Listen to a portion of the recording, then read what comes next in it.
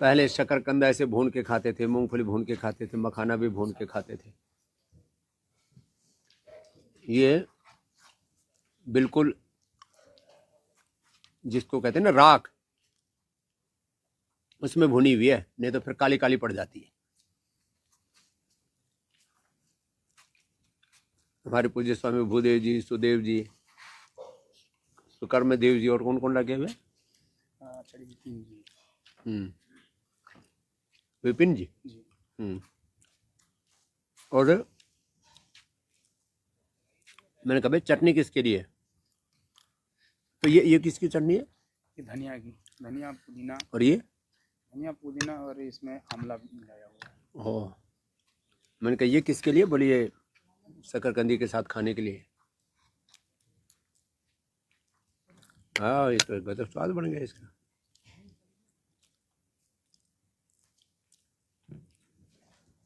तो ये देसी खाना है। जब ये खाते हैं पूरे शरीर को पूरा पोषण मिलता है।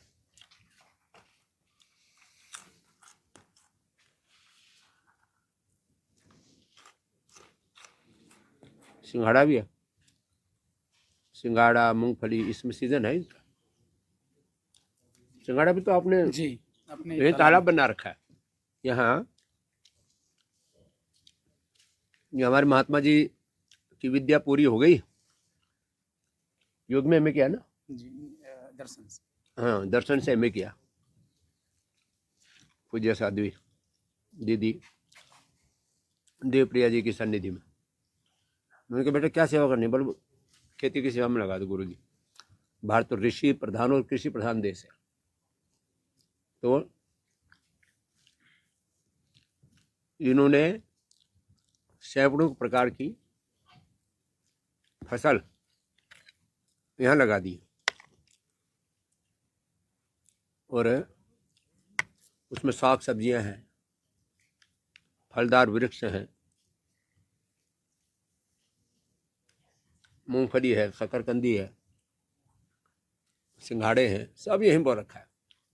गौ माता है और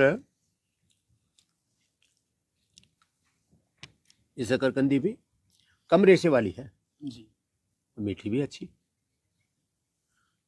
इसकी भी अलग अलग प्रकार की वैरायटी है, नस्लें हैं इसकी। तो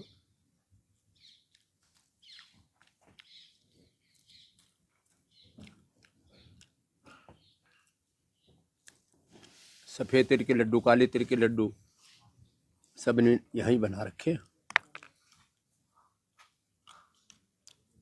थोड़ा हार्ड है।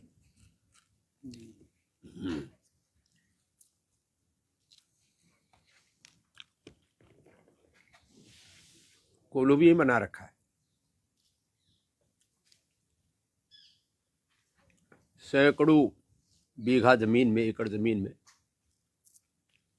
सैकड़ों एकड़ जमीन में सब ऑर्गेनिक खेती करते हैं। लोग कहते हैं जो है ये ऑर्गेनिक खेती तो घाटे का काम है। कोई घाटे का काम नहीं है, हमारी समझ का फेर है। और यदि आपको समझ में आ गया तो आप फिर जो है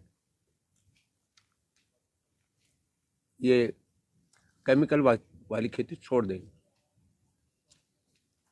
तो भूदेव जी ने कहा हमारी खेत का नाम ही सनातन कृषि फार्म कर दो। तो ये जब से पूज्य स्वामी सनातन देव महाराज जी ने ये उत्तरदायित्व संभाला है, तब से इसका नाम सनातन कृषि फार्म कर दिया है। अमरूद की, आम की, आड़ू की, पपीते की और बहुत प्रकार के, लीची की, अलग अलग प्रकार की फलदार वृक्ष, अलग अलग प्रकार के सब। लो अब तुम भी खाओ बहुत। और हाँ, इसके साथ खाओ, चटनी तुमने बढ़िया बना रखी ऐसे ऑर्गेनिक खेती करना सीखें, इसको प्रोत्साहन दें। धरती माता माँ है हमारी, माता भूमि पुत्र हम पृथ्वी है। इसकी कोख में जहर न डालें। जो धरती माता की कोख में डालेंगे वो हमारे पेट में आ जाएगा। इसलिए माँ की कोख को बंजर होने से बचाना, अपने आप को BP, sugar, thyroid, liver, kidney failure, cancer जैसे रोगों से, अचानक ब्रेन स्ट्रोक, हार्ट अटैक और ऑटोइम्यून डिजीज जैसी बीमारियों से बचाना है। तो वापस प्रकृति और संस्कृति की और ऋषि और कृषि संस्कृति की ओर लौटना ही पड़ेगा।